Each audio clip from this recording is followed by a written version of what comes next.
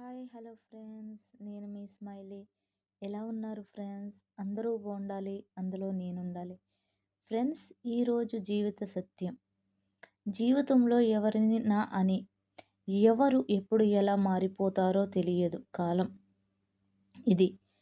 స్వార్థం, అవసరం, డబ్బు రాజ్యమేలుతున్న కాలం ఇది. ఫ్రెండ్స్, నిజమే కదా. ఈ రోజుల్లో మనకి ఇలువ ఉండాలంటే డబ్బుండాలి. మనల్ని ఒకరు గౌరవించాలి అంటే డబ్బుండాలి. ఒకరు మనతో మంచిగా ఉండాలంటే వాళ్ళకి మనతో అవసరం ఉండాలి.